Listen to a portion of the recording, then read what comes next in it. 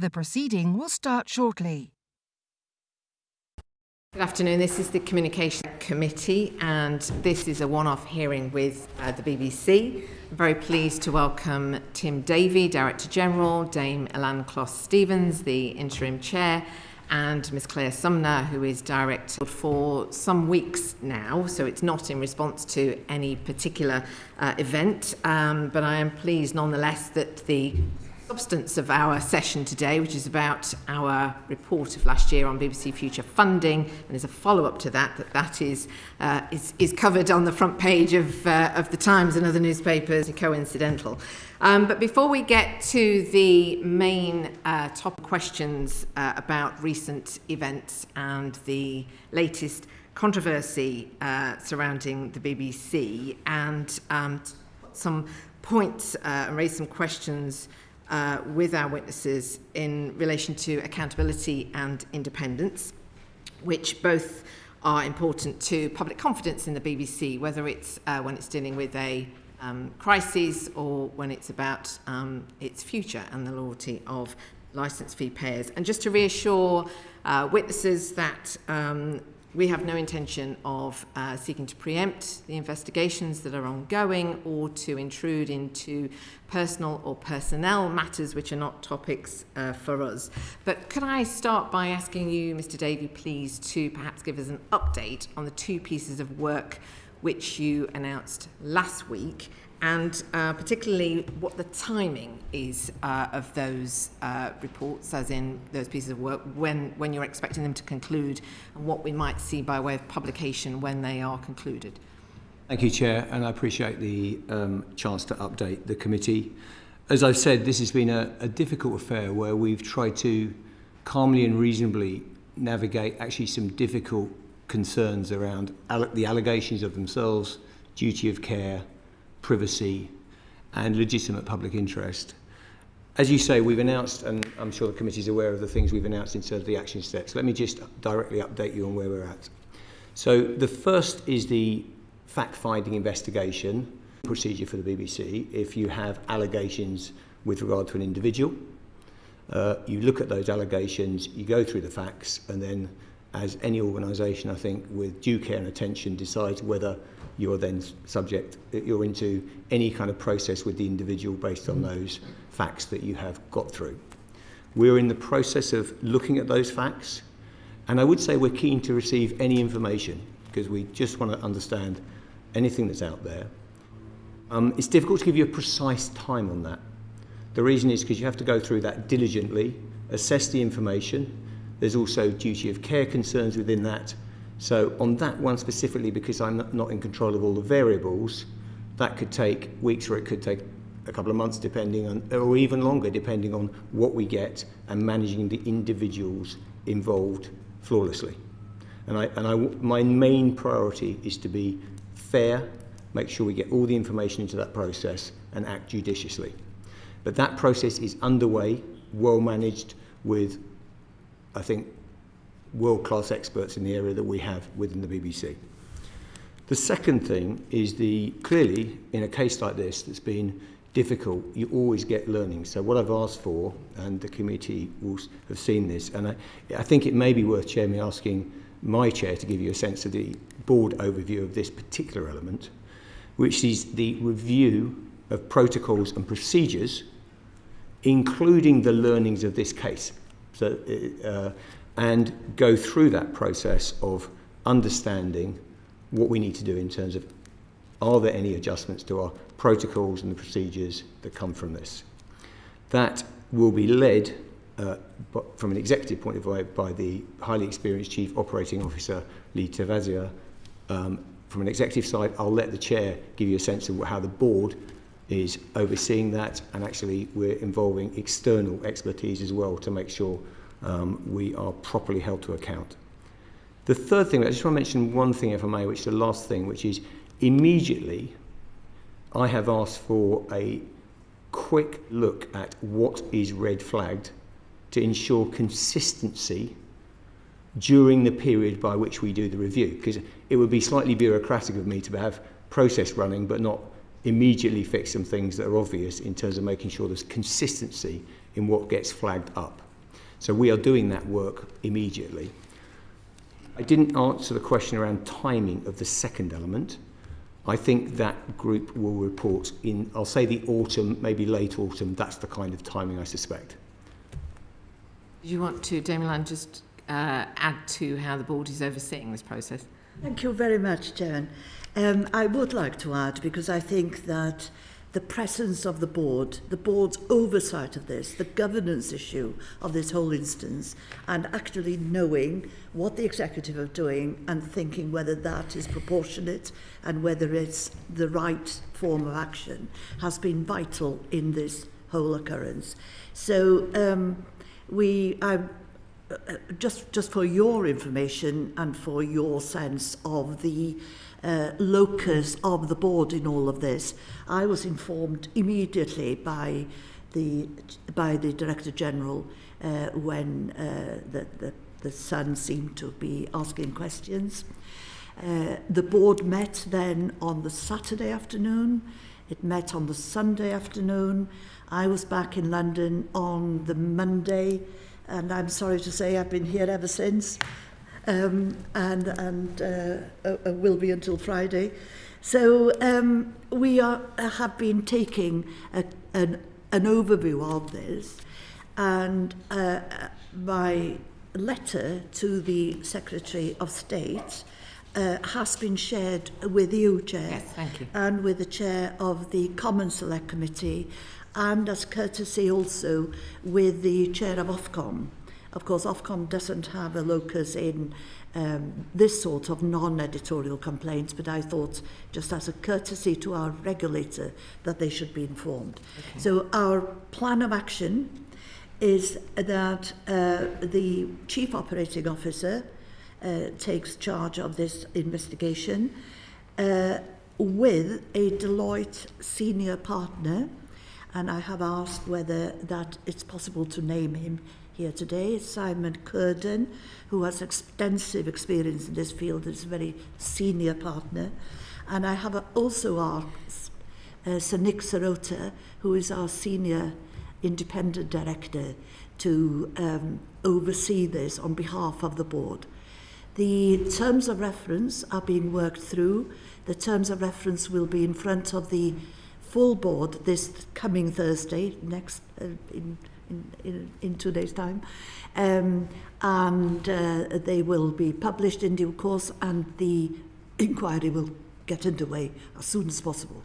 Okay. So that is will they be published straight after your board meeting? Yeah, they'll be published this week. Okay. All right, very good. Just there's a couple of things I wanted to come back to, particularly with you, Mr. Davie. But before I do, could I stick with you, Dame Elan? And it's very reassuring to know that the board met on Saturday afternoon and Sunday afternoon when this whole matter, if I can describe it, as erupted the weekend before last. And I mean, clearly, as we know from politicians took to the airwaves, the Secretary of State made it public that she wanted to speak to the Director General directly to find out what was going on. I just wondered whether, with hindsight, you think that it would have been helpful to be able to show accountability of the BBC if there'd been more visibility of what the board was doing at that point in time. It was quite interesting because we had the annual report and accounts on the Tuesday, and obviously we had a duty to Parliament to put the annual report and accounts before you. So we invited, was it 40, Tim? Something like 40 journalists. They were on Zoom. I gave, as you would expect, I gave an introductory talk. I took them through the process, the incident that had happened, how the board was dealing with it, and then I made some further general observations about the importance of the independence of the BBC. Unfortunately, not a single paper reported on that. They were so taken. I must have been naive, but they were so interested in the storm, in the eye of the storm, that none of them actually talked about the kind of accountability that I have been talking about. I then saw the Secretary of State on the Wednesday. That was a normal meeting, supposedly. That was one where I was sort of introducing myself. I had spoken to her on the Monday.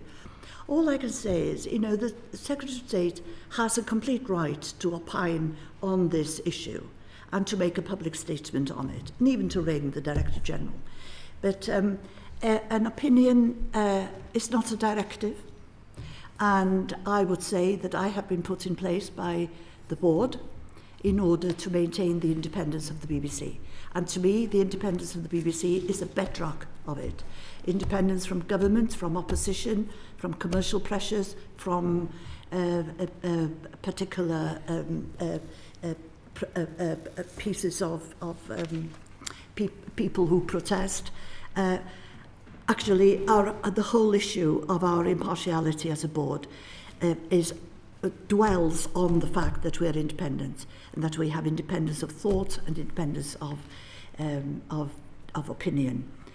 Yes. So that, for me, is absolutely fundamental. You are right. I would have wished for the governance to have been a little bit more to the fore of our journalists' coverage of this, but I can't dictate that to them. No, I mean, I absolutely get that you can't dictate how the media reports any event, but I think the weekend in question, where it seemed to be everybody was, if I can put it this way, piling in and having sort of, you know, perfectly reasonable inquiries, wanting to get reassurance that, you know, how is the BBC handling this matter, all that sort of thing. I mean, the nature of their interest was perfectly reasonable, but I think that it is also important for people to know that the board, who has the responsibility for making sure that the interests of the licence fee payer as a whole are being properly represented, that they are discharging their responsibilities, because that helps with the BBC's independence, of course. I take your point. I also want to add that we had a duty to act with some calm and rationality in the face of lack of rationality and lack of calm. There were an awful lot of questions that could not be answered. There was a huge pressure to disclose the name of somebody to whom we had a duty of care and a duty of privacy, in addition to the family and young man that were concerned in this maelstrom.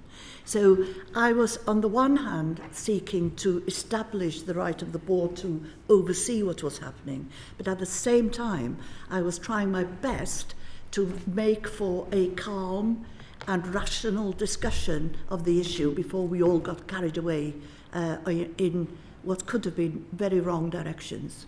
Understood.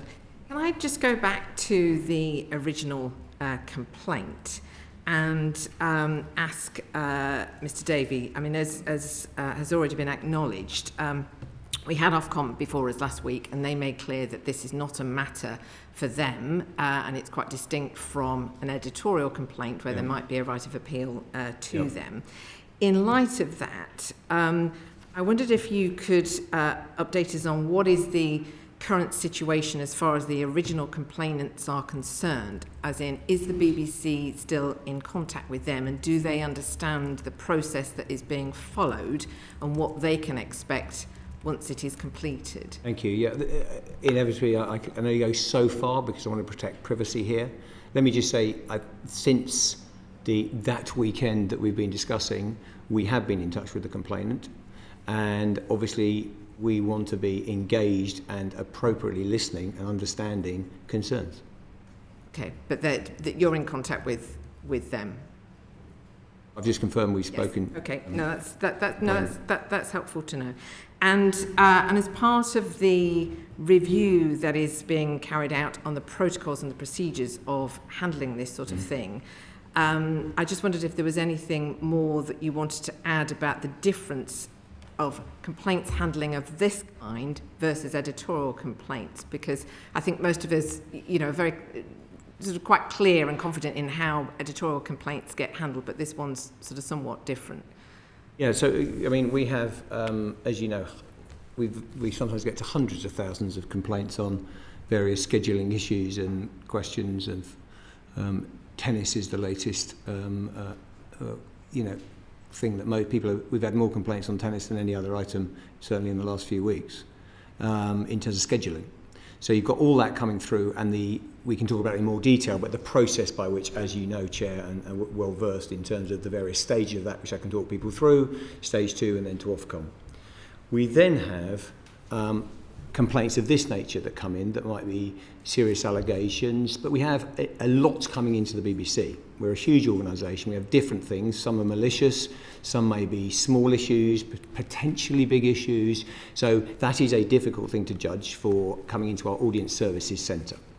If they have something that they have a concern around that clearly needs to be looked at, that gets passed to our corporate investigations team. So we have very experienced people who have a perfect background for this, let's just say, in terms of their experience levels, and they look at what to do with what they've got in front of them in terms of that contact and the information they've got. And then they will decide how to treat that, whether it's obviously a serious case, whether there's clear allegations of criminality, a number of factors they'll look at and see how they deal with that matter. That will then, they'll then work through that and then deal with that appropriately in terms of how it goes through, whether it could lead to a fact-finding and disciplinary, or it might go to the authorities, or it might be dropped. They're the kind of things that we go through with that group. Okay. And I guess final question from me on this topic is that, I suppose just following on from that, generally speaking, when it comes to the highest profile and highest paid presenters, what can you tell us about how BBC management holds them to account for the responsibility they have for upholding the BBC's reputation? And I stress I'm speaking generally rather than anybody specific. Of course. And look, I've spoken before publicly, and I think the history of this industry is such that we should all be concerned and appropriately diligent around the abuse of people in powerful positions. And certainly you have a dynamic when you've got presenters or even people in power. You need to ensure that you're very, very clear on what your expectations are culturally as well as the policy. Now, I think we've done really good work at the BBC, and I'm proud actually of the work we've done over the last few years, having a really clear code of conduct, our values. I mean, we've done a very big push on what our values are as an organisation. We've got, I think, a good process. We could do more with it, but we've got a good process which we've introduced, which does, if you've got a concern at work, the normal route obviously is to your line manager, but that is not always where you can go. That might be where a problem is.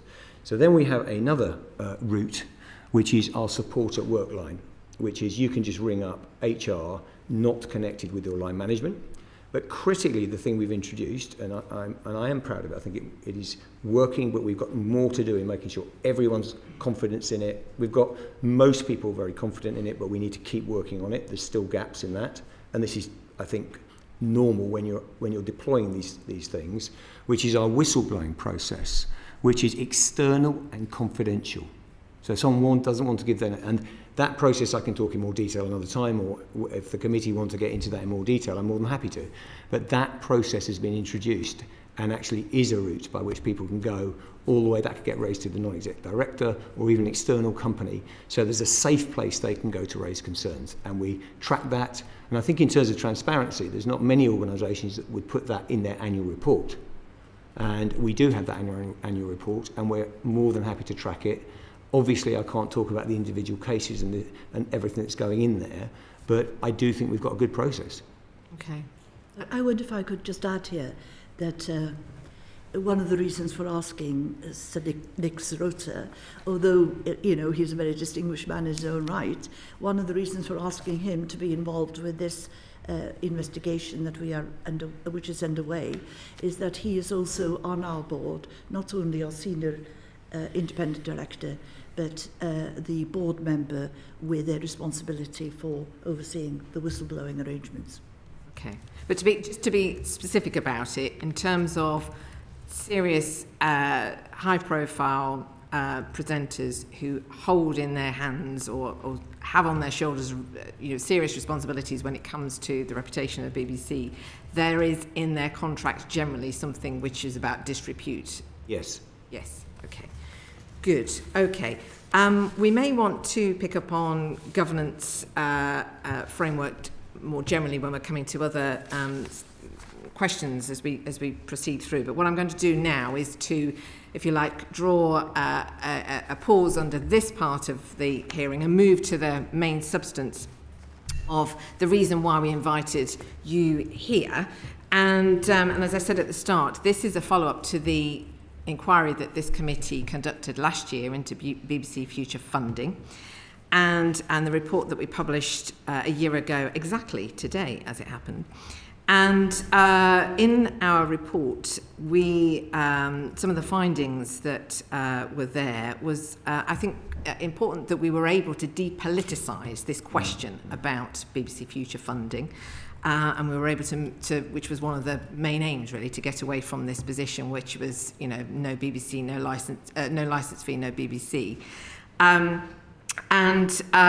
what we, as a cross-party and non-party select committee of Parliament, was able to establish was that this future funding is a serious question for all sorts of reasons in terms of the pressures on the BBC, and deciding how it should be funded into the future is becoming increasingly urgent, which is why it's good to see that the government seems to now be moving on that, according to today's media reports.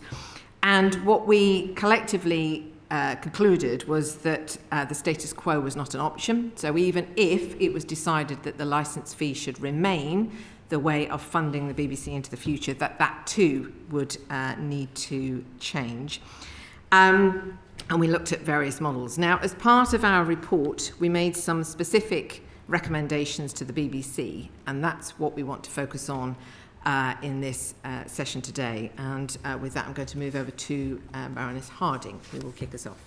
Thank you, Chair. So as our Chair's just said, a year ago today, we published our report entitled Licence to Change. In it, we argued that the BBC should use the debate on its future funding to embrace the challenges, embrace the opportunities, and generate momentum towards that change. And in doing so, that the BBC should set out a long-term vision and plan. Last October, Mr. Davie, you were in front of us again, and you said then that you were overseeing, and I quote, a detailed strategic review of the BBC that would take some time. It's now another 9 months on. I wonder if you could update us on that work. Thank you. And the question is utterly fair, and I realise there's a smidgen of frustration in the room in terms of where we are on that. And I would say, just as a quick overview, I think it is important that we see the funding sitting underneath that bigger question, which is what's the BBC's role?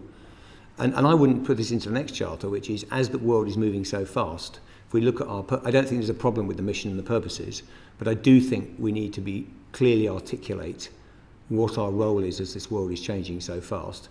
And then you have the questions of funding. I would say I'm not positioning this in the way that we do all the strategic work and then we don't do any work on funding while that is going on. I'll explain what I mean by that, because we've already started some work which Claire can take you through on the funding question. We're also absolutely supportive of the government doing their work on our funding, and we're encouraging that based on your very wise report, which said essentially we need to look at options. It's not easy.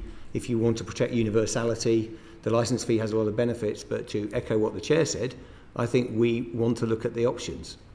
We have on the funding side laid out a few principles which we think from the BBC perspective is important, which we may want to get to in a minute. Let me then dial back up to the strategy, if I may. And I apologise it's taken a bit of time. We've had a fairly change at the board level, if I can put it that way. We've also been doing quite a lot of work. And we sense the urgency, but it is really important for the committee to know that we have, I think, an outstanding day-to-day strategy that, if you look at the 22-23 report, has delivered strong numbers for the BBC. While there are challenges on the licence fee, our income's only down 1.6%, and actually competitively, the BBC's had a really good year if you look at the annual report. Because of its drama, its events, its news coverage. So I don't think there's a burning crisis in terms of the current working strategy.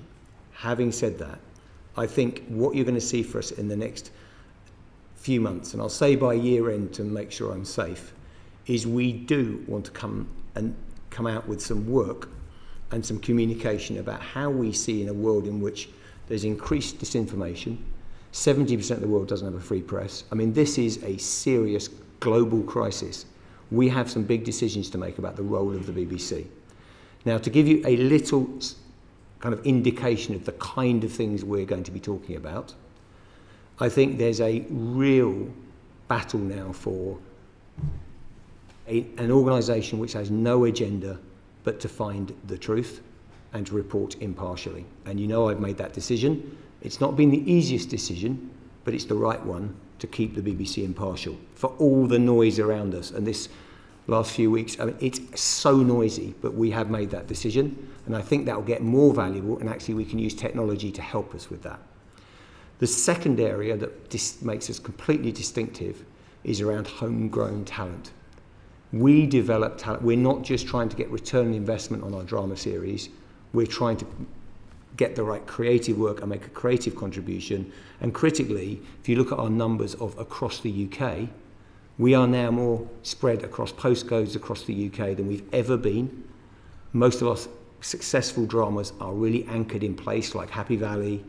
You know, we are doing great work and we're pushing more and more money outside. And I think that's going to be part of our strategy for the future. The last thing is, in an algorithmic world, you are getting more and more isolation, echo chambers. One of the things we do is we have a personal relationship, hopefully all of you do, with the BBC of depth, but we are unique in bringing people together via our funding rather than trying to just monetize and chase the market. We don't have to chase the market. So I'm trying to give you a sense of the territory we're going to lay out, and we will be doing that in the next few months. I appreciate, and I'm very aware of it, that has been a little longer than we wanted it to, but I think we've got really strong leadership with the board now and we're ready to go. If I could just take a couple of follow-up questions. I would mind if I added a little bit to that, a sort of colour of where I see this strategic work taking place. I think it's very, very important to distinguish between the purposes of the BBC as enshrined in the Charter and a reinvention of the model in order to meet the times. And I think with your background, Baroness Harton, you know, I would just like to talk through just a little bit of how I see that. And if I may be a touch historical here, you know, the BBC has just celebrated its 100 years. And it has survived because it has been able to reinvent itself for different ages. Every time there has been a technical challenge, from radio to television, from television to multi-channels, from multi-channels to iPlayer, library, browsing, on demand rather than linear. And now we're in a metaverse and in an AI situation where people are so finely attuned to what is being thrown at them or how they're being drawn into different situations. I think it's time once again for us to look at the kind of iPlayer offer which I think should be far more sophisticated, far more part of this new age. Now the challenge for us in terms of our funding and our future is that we have to ride two horses. Unlike Netflix and the libraries and the streamers, we cannot leave people behind. It's a little bit like the high street banks, if you like. You know, you've got to keep one branch open somewhere, and you've also got to have an online offer because that is where the future is leading. So I think what I'd just like to draw apart and just sort of make clear is that we are not reinventing the purpose of the BBC. We are trying to reinvent the offer, and I think In the past, I've read Baroness Stoll's points to the VLB on left behind people and people who may not be engaging with the BBC at the level that we would want them to be engaged. And one of the ways of getting there is not a top-down, we think you will like this, but a sort of a nudge of an offer that will, through the algorithms, make you come back for more. That is the sweeter way of doing it. However, underpinning all that must be the principles, because if we get drawn into just a volume game, then we are not the BBC that we are. And so, for me, the funding, forgive me for taking a bit of time, for me, the funding kind of follows what you're trying to do.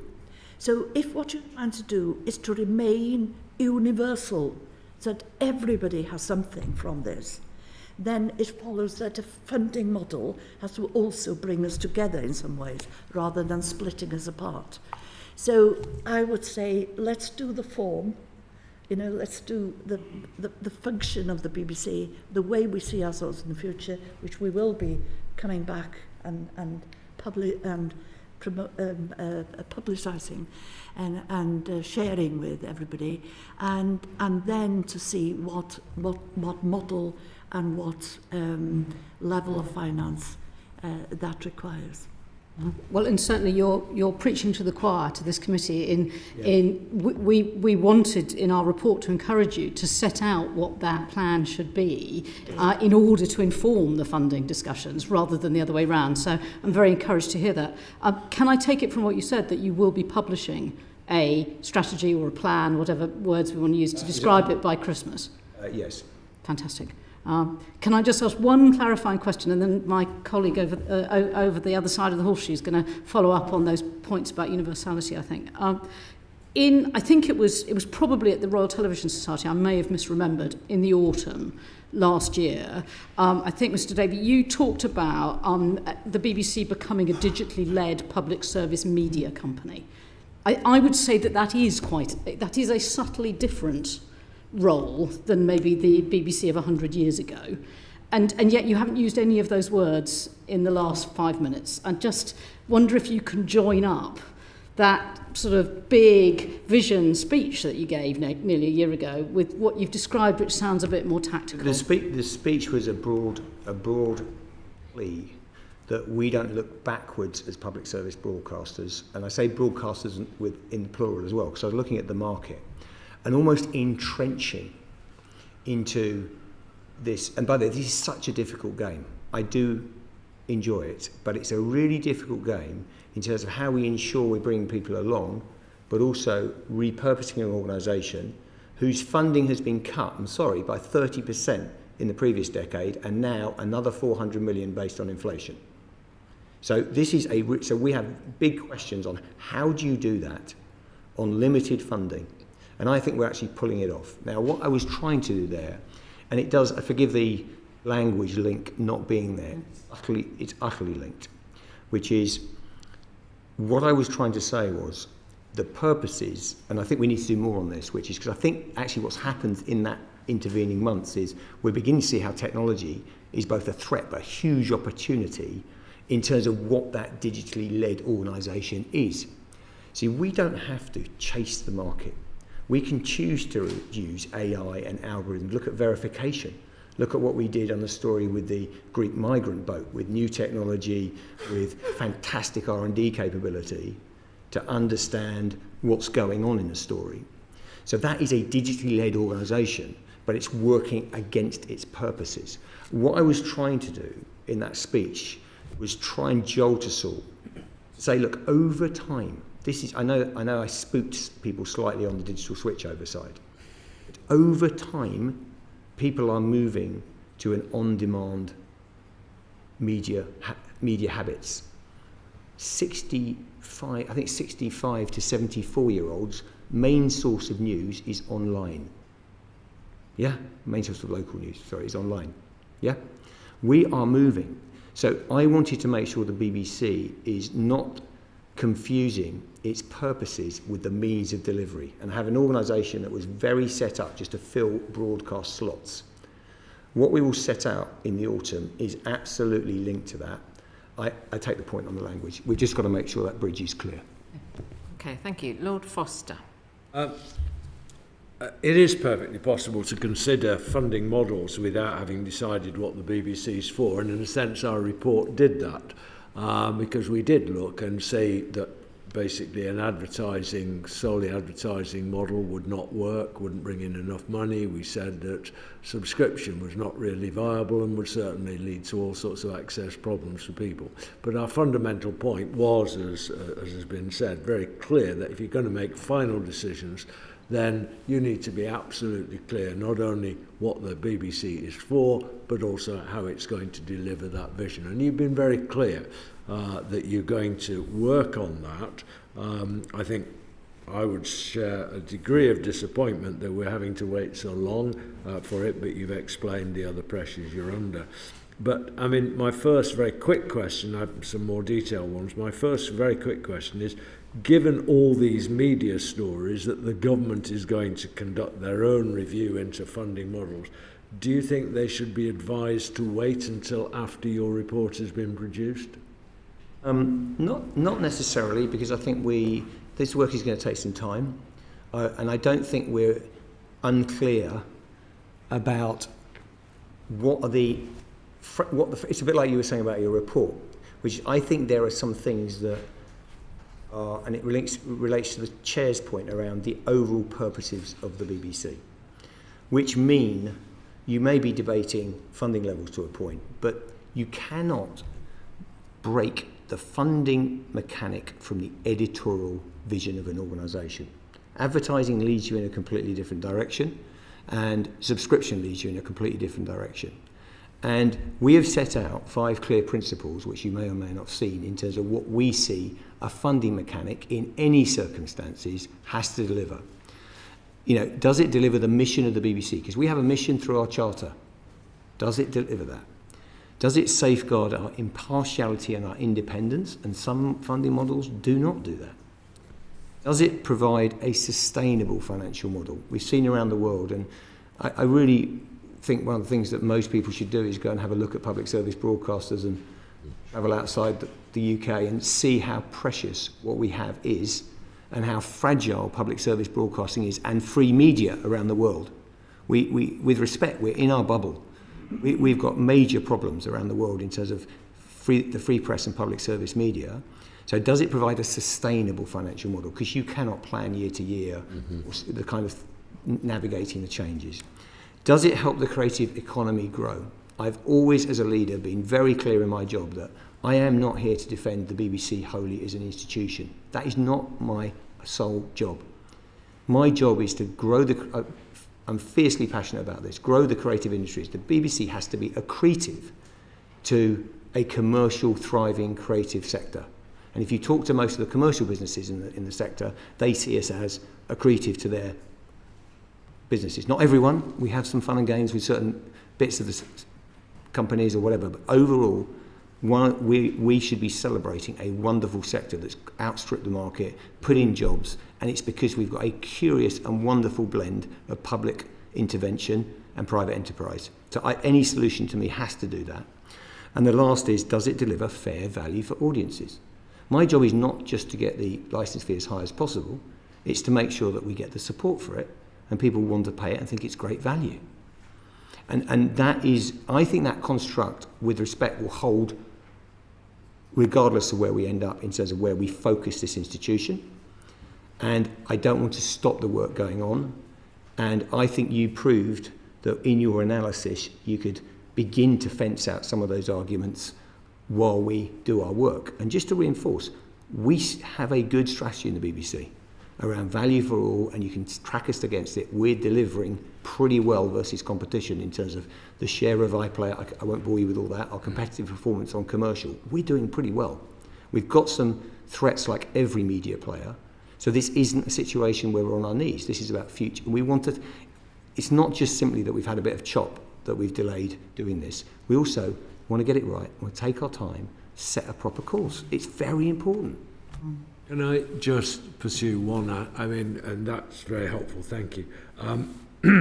One of those was fair value for audiences, and of course the question is who is your audience, and whether it is universal and so on. And you may well recall that when you last came before us, we explored with you the whole issue of universality and what it meant.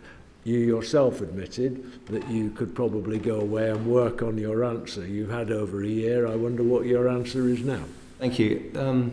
I do recall very well that particular voyage into the topic of universality and the semantic challenges it provided. But we've done some work, and we think our definition of universality means that the work you're doing passes 3 thresholds. It's not singular. Let me explain what I mean.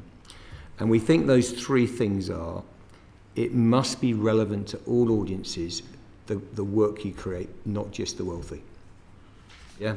And it's the relevant, there's a big thing here, which is not just, even before you start to measure what you're doing, what is your intent? Are you trying to bring people in, or are you trying to monetize an audience? And part of universality is the editorial desire to be relevant to everybody. The second thing is, are you accessible? So can people get hold of your output, and making sure everyone can access the BBC? We do not want to be closed off to individuals who, by definition of, they're basically cut away from the BBC and they cannot get hold of it. And that universal broadcast coverage is critical. And we could talk, it would be a useful conversation, I think, to have around digital access, by the way, and our role in that, because I am worried about that in terms of as we move through the next few years. And the last thing is then, it's not enough in our view to say, look, we make for everyone, we're accessible, but we're not being used or regularly engaging our audiences, because I think that lets us off the hook and doesn't allow us to deliver that value. So our third test in universality is, are we regularly reaching and engaging everyone in the UK with our services? And at the moment, 7 out of 10 adults are using us daily, 9 out of 10 are using us weekly, and 96% are using us every month. And I can tell you, I look at those numbers weekly with the board, assessing how we're doing, because that, at the end of the day, is where the action is.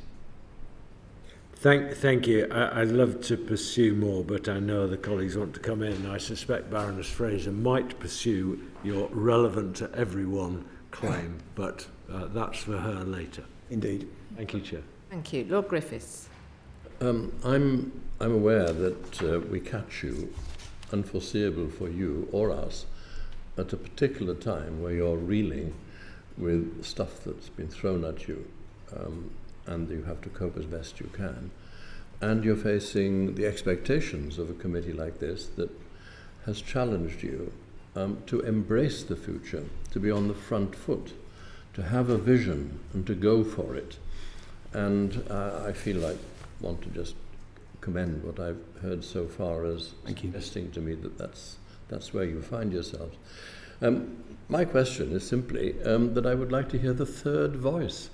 I mean, she's been mentioned in dispatches once, but I wondered if Claire Sumner would like to add, from her point of view as the Director of Policy, anything to what we've heard so far. Thank you, Lord Griffiths. I think I would like to echo that strategically we are focusing on how do we evolve the BBC. And one of the things that is really striking when you talk to European public service broadcasters is, of course, the BBC is the only PSB that operates globally, nationally, across the UK and locally. And therefore we have quite a special place in the heart of the UK, but also through the World Service and some of the British great content that we export in the world itself. And so, if I may say so, the kind of the eyes of the European Broadcast Union and other PSBs are on us. But in terms of the approach that we're taking, we're obviously looking at all of those 5 tests that Tim set out.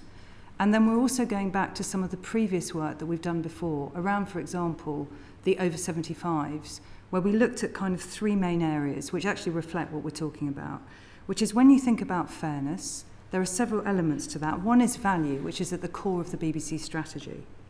The second, and this I think the committee gave some very helpful insight on, was around, is the licence fee a regressive tax? Should we do more on progression? Are there things we should look at to support lower incomes? And at the moment, actually, on over 75s, we support over 900,000 households there through a combination of being linked to pension credit and also through a combination of some people in designated care homes. So there are some precedents for these things. Interestingly, when you look at places like Germany or even some of the other countries, most countries operate a flat fee.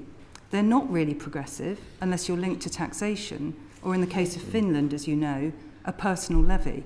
And the other thing I think we have to do in this debate is set this in a UK cultural context. The other issues that we're looking at are the financial scale that Tim talked about, and actually some of these models increase the numbers of households, so a universal levy potentially increases the number of households, and other models potentially change that picture. And finally, how do we operationalise these things? So how do we put independence at the heart of the BBC, but also how do we do this in a feasible way? And when we looked at over 75's implementation, that took us over 2 years to move around 4 million people from one system to another. Now, we did do that quite successfully, and we moved 9 out of 10 people over that period, and that was during COVID. So that was quite a difficult period for the BBC. The other key element in this debate going forward is the government will do their review, which we welcome and we will engage with. It's perfectly possible that as part of that process, or indeed on our own, the BBC, and I think you were challenging us to think about this, will need to put what we think and the assessment and the work that we have done. Exactly. Now, I haven't got a timetable for that today, and you can see the sort of structure that probably the strategy would come first, but we are highly conscious that that's what we've got to do. And then there's a third, possibly the most important element of this, which is the role of the public and our audiences. In all of the consultations around the BBC, they've always attracted over 100,000 people. So the last charter review from the government, I think the figure was 190,000. When the BBC consulted on over 75s, it was 190,000. People care deeply about these things, and we will need the public to inform us about what do they think about the role of the BBC going forward and also how it should be funded. And then ultimately, this decision will rest with government and parliamentarians. And, we are not saying, for example, that we don't think we should have a careful look. The licence fee, just like Alain's history of actually how the BBC's changed, the licence fee too has evolved with technology. Most recently in 2016 with the iPlayer, and ensuring that that was part of what your licence fee paid for. Nothing is in aspic, but all options need to be on the table, including looking at the current one, but including looking at radical things as well. And we're open for that, and we're doing detailed work now. We're not in a position to be able to share that, but as I'm sure you can appreciate, that's partly because we want to look at this from all the angles. So thank you for the opportunity. Well, as an over 75-year-old, I thought I needed to hear what you just said. Thank you. I would, if I might just add a little bit. I just think that we've all of us together have got to get this right, because I don't, that's a platitude, but let me just stay with it for a moment. We are going to project a form of BBC and a funding model for 10 years from April 2028. Now, in view of the acceleration of change within our whole world, in fact, I would almost say a new industrial revolution that is on us, we have got to be as open-minded and intelligent and ambitious as we can be in order to put something in place in 28 which will be flexible enough, open-ended enough and interesting enough to take us through massive change, such as perhaps we haven't seen in our lifetime. Although, being my age, I think I have seen enormous change. But this one, I think, is something of a different order. Yeah. So we've just got to get it right. I welcome everything you've done. You've set out options for the public. I'm glad that the government is going to have a look at, again. I hope the public will take an interest. I hope the various pressure groups will take an interest. I hope that together, we can come to a conclusion about what we want and how we're going to pay for it. Okay, all right. I'm going to move on, but I know, Lord Young, you've got an opportunity to raise a question under the next group of questions. Do you want to hold it back for that? No, because it relates to the stats that Mr. Davie, you gave us but you didn't break it down into age demographics. Yep. I do think, as you know, that younger generation is absolutely key. And I'm sure you've got those stats. I'd be interested. Yeah, thank you for the question. The stats that I've given you is 90% of all adults, and we bob around between 80, 85-ish. Now, that's all adults. Actually, that number is not a massively lower among 16 to 34s and young people in terms of their overall reach once a week or once a month to the BBC. The significant challenge, because they'll come in for Eurovision, they'll come in for a tennis match, they'll come in. The challenge for us in management speak is habitual usage. So how many times they're coming in a week, how many hours. So we're definitely hitting them. We've got the biggest revision service in the UK, bite size, that's had a very good few months.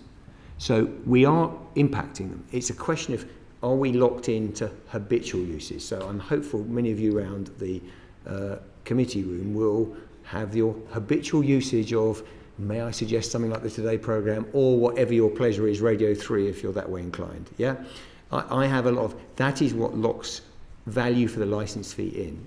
So being very direct with you, the biggest challenge is making sure that habitual usage is locked in.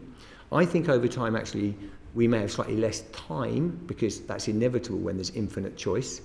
But actually, our importance is going to be as high as ever to know where the truth is, to understand what the community is doing as a whole, to get your local news. And I'm actually quite optimistic that so-called young people want that as well. And what we do need to do is make sure, and one of the biggest challenges that we need to be clear about is how do we get the capital and how do we get the right funding to ensure we are defying gravity at the moment in terms of the outstanding work of people delivering the iPlayer. We're in the game with massive US companies with huge battles for engineering talent, for coding talent. I am paying significant discounts, and that is sensitive even itself. I'm sure we may cover that, I don't know, but later on the committee. How do we ensure we are competitive in terms of digital product development, all of that, so that we can push through the wonders that we do into that system? We've done a pretty good job, but I think the jeopardy is quite high, and that relates to the strategy as well in terms of what we need to do to make sure our products, like iPlayer, like the various things, are still in the game in 10 years' time. Okay, we're going to move on to some of the more contemporary decisions and challenges that you face anyway. So, Lord Bishop. Thank you. There have been some interesting uses of language. The new industrial revolution, I absolutely endorse this. But the thing about revolutions is that they're a process rather than just an event. And this means that not everybody moves at the same pace. We've heard about fair value for audiences without specifically saying which audiences get the most fair value. Now, one of the things that you're facing in the BBC with funding challenges and choices such as digital first, which again makes perfect sense, is what about those audiences that are not moving at the same pace, the linear audiences? Because if fair value simply means we tick a box for the Luddites, we've got to keep them on side somehow, rather than that being substantial value in the broadcasting that you do. And secondly, perhaps touching on what we may follow up on local radio, you've talked about universality, but one of the things we discovered, for example, during COVID, was the importance of the local. Yep. And it seems to me that there might be a tension here in the direction of travel and in respect of your policy or strategy and what's actually happening in wider society in relation to community. I wonder if particularly Ms Sumner and Mr Davie, if you could just respond to that. I think in terms of the first point on fair value, absolutely fair value for all audiences. And that's part of the way that you have to look at universality, that in effect, particularly that relevance, will come to give something to everybody, but not necessarily meaning that you have to give it all to the same people and the same group. I think the other really important thing to recognise behind fair value is, of course, when you look at the price points of the licence fee compared to some of our competitors, ensuring that that is competitive and ensuring that they are feeling that they're getting great value for their licence fee. And it's really notable that from time to time we do deprivation studies where we take the BBC away from people who don't love us, who actually say they don't really use it very much. And then when it comes to that process, actually they miss quite a lot of the BBC and they then want it back again. And then you hand them, in effect, that, you know, it's 44p a day currently, and they say, blimey, we didn't realise that actually that great value for the BBC is what we're getting. And Tim, if I pass to you. Yeah, Len, you wanted to say something, and then I might want to say something as well, because these are really good questions, and they're the heart of the debate in terms of our choices. Thank you. I think you've described beautifully the tensions that will always exist within a universal broadcaster. I mean, these are the sort of debates that the board has to have. And of course, we're a unitary board, so we have members of the executive and non-executives, and we are all engrossed with a balance between what it is to be a global and a world-class broadcaster, selling some of its IP abroad very successfully, and of course the local and the particular. So let me just answer your first part of it. When I talked about what is universality and what is our new vision, I was referring to, I made an analogy with the banks. And I said, you know, we have to ride two horses. We cannot leave people who are digitally deprived. I come from Wales. I mean, there are patches of Wales which still have almost dial-up in terms of accessibility. It's a terrible thing to say in this digital age. And that was amplified during COVID as well. The have and have-nots of the people who were able to access education at home and those who couldn't. So by being paid for on a universal basis, we have a universal obligation and we cannot leave. However, I think the gradual shift over time of resources is one that has to be very carefully managed. And as you say, part of tension, a tension which will not be resolved. These are things which will carry on. In terms of the local, I think you're absolutely right. COVID emphasised for us our localness and the care we had for each other. But it also emphasised for us the ultranational, the umbrella, the Prime Minister, for example, the then Prime Minister's address to the nation, I think brought in 15 million people, if I remember rightly, on that night when he told us all to stay at home. So there's also a much bigger picture than the local. And then there's the national, there's the nations.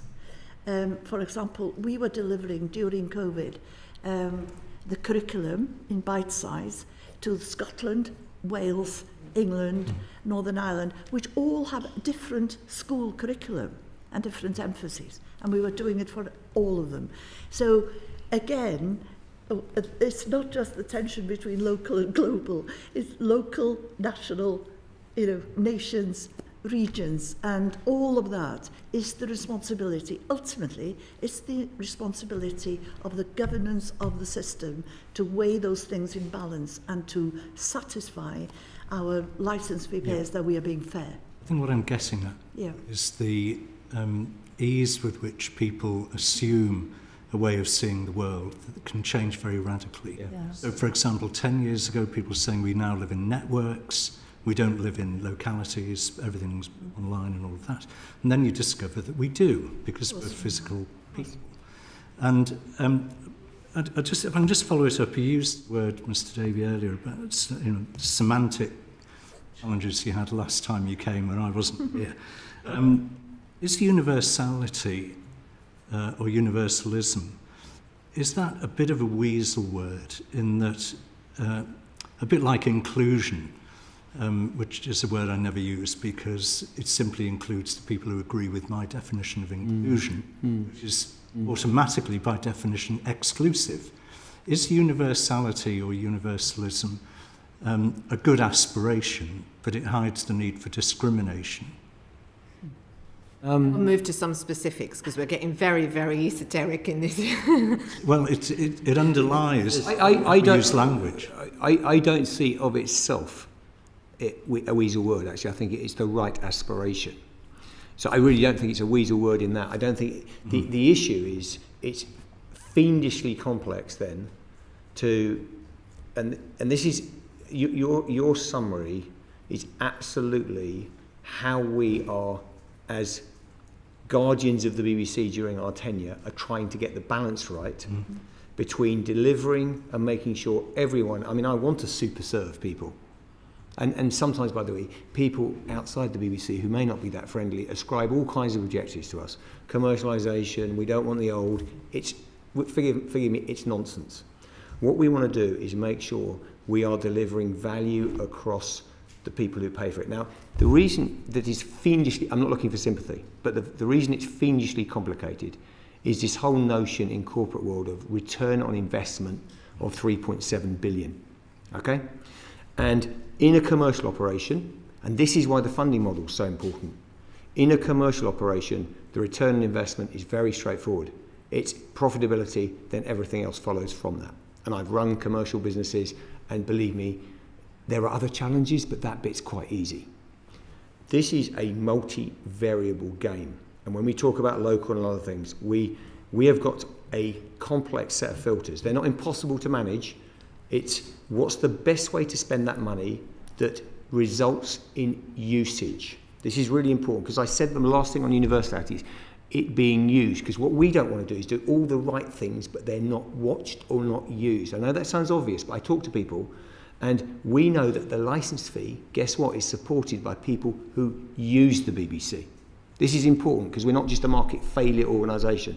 Therefore, we need to be relevant. We need to make sure we're in the channels of distribution that people are at.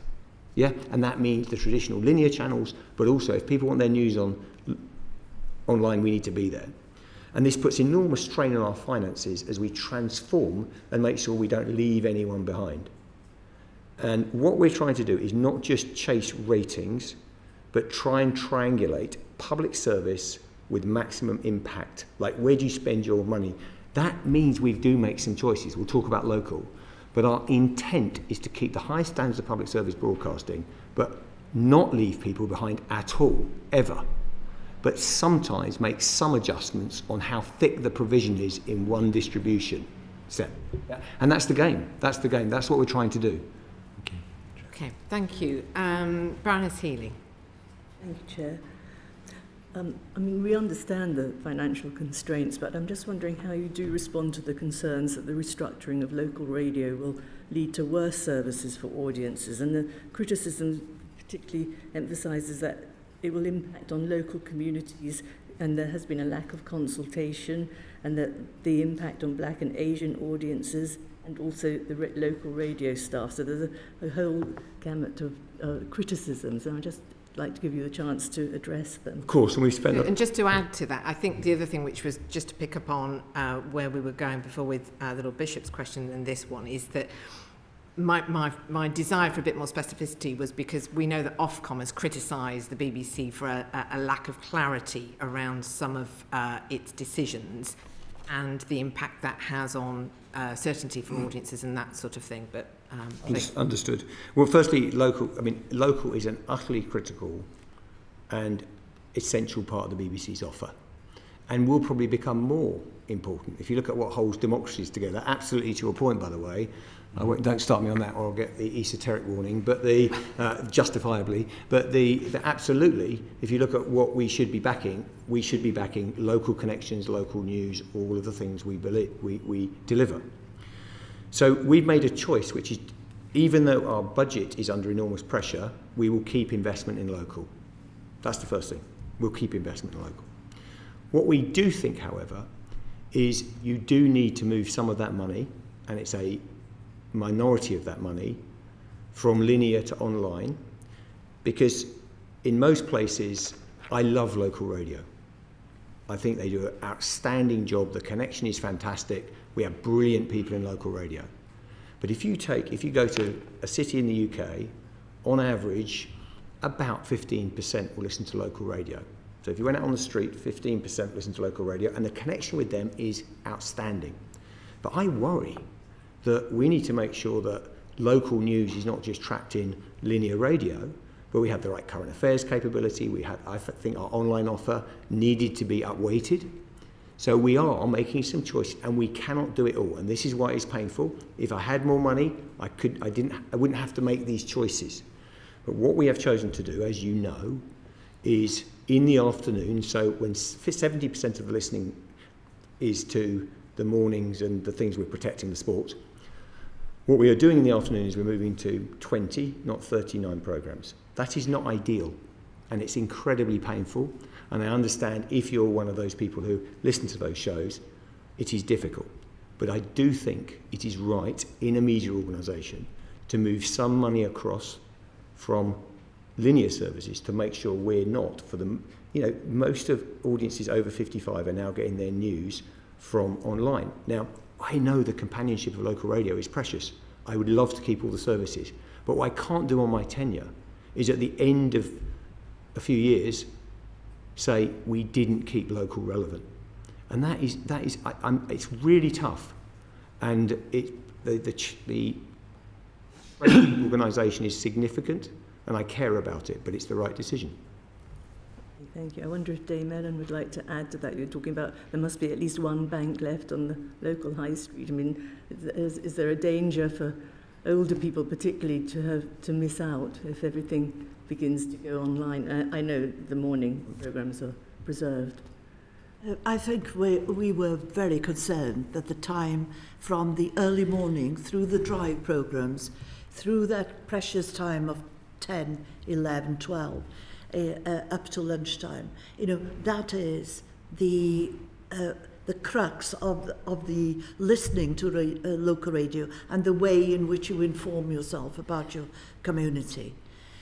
I would still say that even with the reduction, 20 different programmes in the afternoon is more than anybody else offers. And speech radio is really, we are the only people providing long-term, constant speech radio, which is differentiated for all localities. I understand that in order to do the online offer, we have to take money from that afternoon and from that late evening. And I do appreciate that there may be people who feel a sense of loss in that. But we also have to make certain that our other audiences actually believe the BBC is a worthwhile institution in terms of their knowledge of their own community. Because quite often, the afternoon or nighttime programmes might not be as factual about your community. Yeah. So, just before I invite Lord Young to ask his question, if I may, because I'm just conscious of time and we've got various things that we haven't yet. Particularly on this question, if I may, Dame Ellen, could you give some sense very briefly how the board takes account of the market impact questions of these kind of decisions as well? Because we do hear sort of from commercial organisations concerns about the impact on them in some of these areas, and just thinking again back to this difference of governance framework that you're now operating in. It's very difficult, isn't it? Because at the moment, here, quite rightly, you're saying, please do more local, and then you have local newspapers saying, you are eating up our, lessening our revenues because we are listening to BBC radio. So I think those sorts of debates, you will know yourself, Baroness Noel, what the BBC is like in terms of data and paper and the amount of facts and tables that come to any board. I mean, I think I'm looking at this Thursday's board, I think it's something like 180 pages. So please be assured that we as a board evaluate the figures that are put before us, and we also have to make these very, very difficult decisions. Okay. All right. Thank you. Lord Young. Okay, Mr Davie,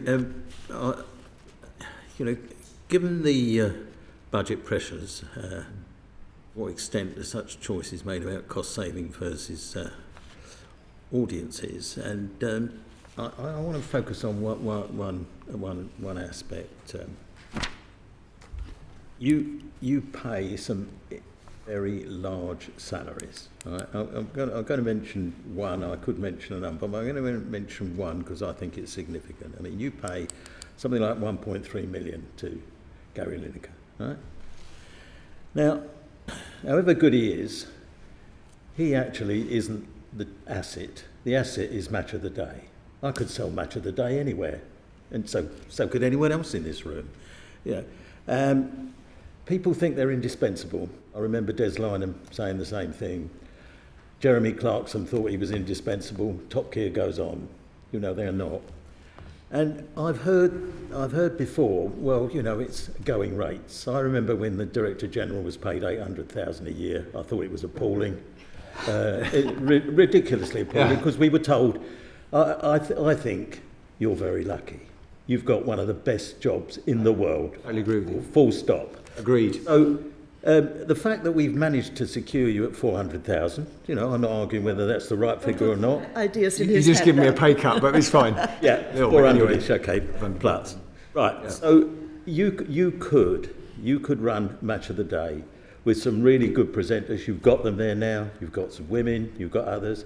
I could make an even more startling suggestion. You ought to invite get a young person, interview a few, get them to make a contribution on Match of the Day. There are other examples, but when you're being scrutinised very carefully about, and you yourself have said the size of the budget cuts, it's really time you took this and had a long, hard look at it, about paying such extraordinary rates when there's still plenty of talent out there who would do it at a much lower cost. So my sort of question is justify, and is it a long-term policy? Directed to you, Tim, first of all, and then I'd probably comment from... I think overall we've done a good job of taking talent pay down, putting pressure on talent and senior pay.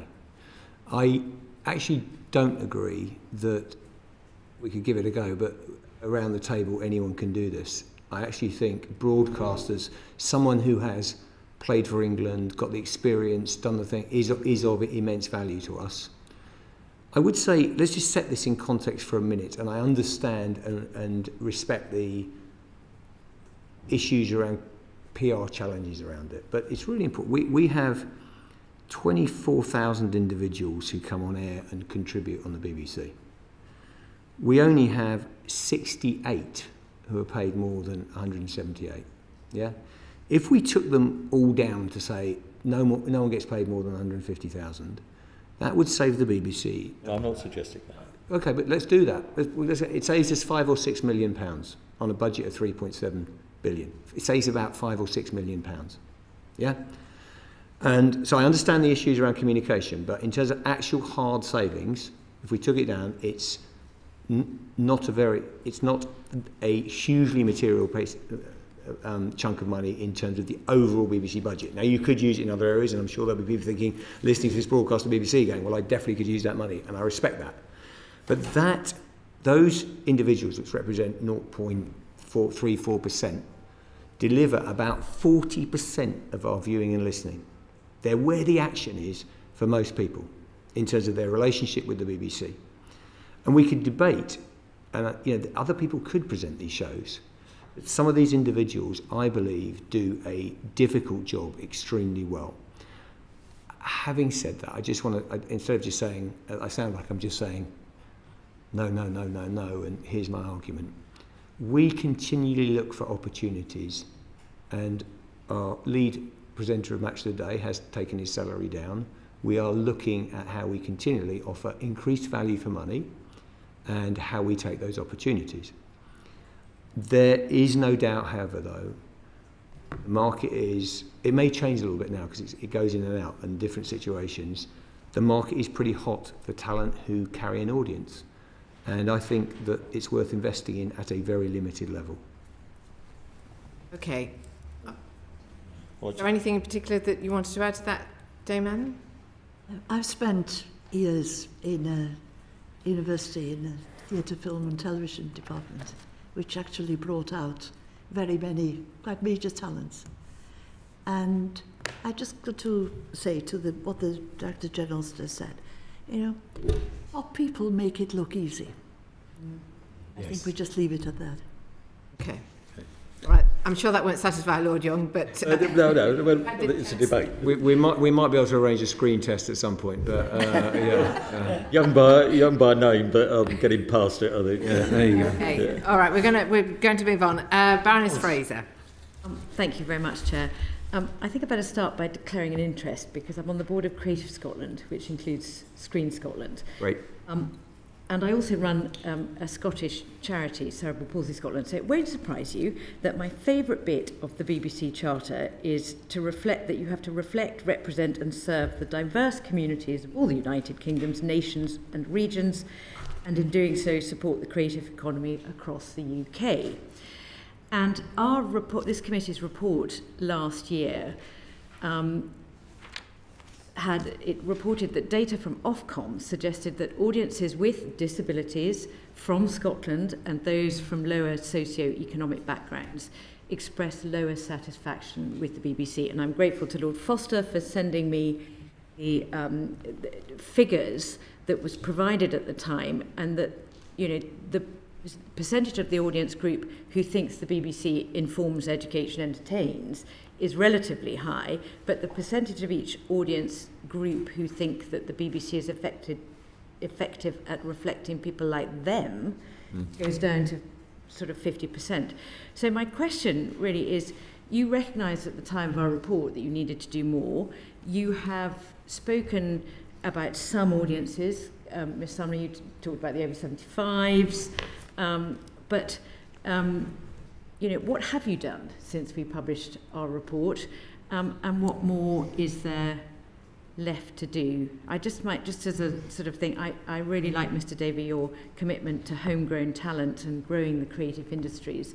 How does that sit with the lift and shift that we sometimes see in Scotland about moving production in Scotland, not of Scotland, potentially? Okay, should we take that at the end in terms of just the relocation of people and how that works? Because I think there's a number of strands to that, and it might be, Claire, you want to just talk a little. I am thrilled by our performance over the last 2 years in terms of pushing more money and power and production outside of London, and Scotland has benefited from that as well. So I'll ask Claire in a minute just to give you a sense of the scale of the movements. I think then you've got another question, which is the work we're doing, and actually Claire is the executive sponsor in our own group, Ability, in terms of accessibility, making sure that people with disability get maximum value from the BBC. So you can tangle them up, and it's fair to tangle them, but I think there's a whole question there in terms of our accessibility, and we take that extreme. We're talking to the charities. We're doing enormous amounts of work. Actually, in the coronation, we offer different streams and things very successfully, but we have work to do. Just at a top level, by the way, that number, the BBC, for me, is an incredibly important one that we track at board level and we look at across communities, we look at across geographies. We are seeing some good movement in places in terms of as we move the output. Claire, do you want to just, in terms of... Yeah, I think very briefly, the Across the UK programme that we've launched has been really successful on two key angles. One is representation and portrayal, and we know that audiences want to see themselves reflected in our content. And actually, we're kind of ahead of schedule on that, because by 2024, we said that we would have more than 100 drama and comedy titles commissioned outside London and really portray the UK. We've had 70 transmitted, 29 of those are from the devolved nations. And if you look at the titles, these are some of the ones that are the most watched. You know, Happy Valley, Sherwood, from Scotland, Vigil, Keeping Faith from Wales, and I'll do Northern Ireland as well, Blue Lights. But these have been programmes that have been incredibly successful. They've actually as well been watched quite a lot, and I know this has been a concern as well of this committee, bringing in C2D audiences. So they have really had, I think, that connection with community and audiences that we were talking about earlier. I think the other thing we've been doing, which you've probably been perhaps noticing in the background, is making sure that our news programmes and reporters are coming from across the UK. One of the things we did invest in and make a choice around local in was investigative journalism, because that is an area where we need to go deeper and our communities want to find out more about what's happening in their areas. And then I think the other thing I would say very briefly, and you've touched on this, which is part of Across the UK becomes an economic engine room. You know, the licence fee, fundamentally, our principle 4 about the creative sector, is it's a huge stimulant. For every £1 of economic investment from the BBC, there's a £2.64 GVA. We hope that the Across the UK programme will have generated sort of around 850 million as a GVA number, and actually supporting 50,000 jobs, which is what the BBC does across the UK, is really, really critical. So what's brilliant about this programme is you get the key connection on representation and portrayal, which I think is rightly something that makes the BBC special. This is what British audiences want. Ofcom talk about 7 out of 10 audiences. They really want great British content. They want to see content that reflects themselves and their lives. And we have brilliant creatives. We're bringing in more talent from different backgrounds, including disabled writers, so that we can have really authentic storytelling in what we do. Of course, there's always more to do, and I would say that as Disability Champion. But of course, we are looking at these areas and we're really investing in them, which is important. Can I just pick up the lift and shift, because I think it's a fair thing, which is, and I know there's some, you know, I'm open about this, there's some concern, you know, you relocate something and people are going up on the train line back and forth. What kind of transfer is that? You've also got an issue, which is I may be trumpeting one big production in Scotland, but if it's a 6-part production, being honest with you, that might be people coming in, it might be, you know, how, and I spent a lot of time with the various creative bodies, of which you're linked to one of the main ones, talking about this topic, thinking how it's not just about the BBC. We have to be a catalyst to, if you look what happened in Salford, don't start me on creative clusters and what that takes. Now, the good news is, 2 things, quick points, is we are beginning to see a kind of, because we're pushing the money out, you're beginning to see a bit of scale. So in Scotland, what have you got? Vigil, Shetland, Control Room, Guilt. So you begin to say, okay, I've got quite a few. Now that's the BBC doing 4. Imagine if someone else does a few, and then, you know, we're beginning to get a material change in the amount of projects based in Scotland, really important, alongside continuing drama like River City. And you can begin to see, and I'm just talking one genre, how that works. In terms of the relocation, really important. So there's something that I'm proud of, which is to be a network editor for BBC News now, you don't have to be in London. So Zoe Kleiman has relocated. There's no Clifton, you know, there's no commuting going on. That is a team now, and you can, now initially you may choose an editor that's got expertise who you're bringing in from elsewhere, but the long-term game is amazing because you're beginning you can get talent and you can build the news hub doing network work alongside the BBC Scotland newsroom. Suddenly the career opportunities, you don't have to go to London to work on network. And that changes fundamentally if we can get at, this is what we did in Salford as well, we put real power and commissioning power outside the M25, and I'm really committed to that, and I think it's different to shifting one programme or one presenter moving. I just think if I could just follow up on that. You just one brief question, one really brief answer. I think that's great to hear, but I would argue that 20 years ago, you know, you could have done that too potentially, and my question is that. You know, given, let's just take Scotland, you know, BBC Alba, BBC Scotland, you know, their audiences are dropping, it's on the front page of the newspapers, but they have very little user-generated, their own content-generated drama, and all the examples you've just given us is about. in our language network. So when we're talking about value for money, there's a difficulty here about where is the content being created from. I absolutely think we need to continue to, and we are evolving where that commissioning can come from. So what I do think is that there's a degree of wheel spin we can't afford based on our limited finances, which is you've got a whole hub of activity. This is not about truly local programming. But actually, I'd love drama created for BBC Scotland that then has the ability to travel. I have to get more of my output working on, frankly, earning its keep on two legs, which is it's great drama for the network, sorry, my jargon, but for the UK, but it's curiously brilliant and commissioned and coming from Scotland. We're working on that. And that is what's coming through. That is where it really zings, if you like, and you haven't got wheel spin, because what you can end up with, bluntly, is a lot of small projects, and we have to get the cut through. I mean, we only make 30 to 40 dramas a year. The other guys can often be making 10 times that. The good news is in drama we're bigger than the rest of them, but we have to do that by getting the right slots and getting the right commissions. Okay, thank you. Lord Lipsey. I will return, if I may, to Gary Lineker, not his pay, which on the back of an envelope I was making out as a fraction of a farthing for each viewer he entertains each time he appears, but about his public comments, which was the last thing to hit you in the face before the weekend before last. And really, I'm interested in how you're solving this rather difficult problem, because anybody who appears on television wants to be famous, and so they want to be tweeting and this, that, and the other.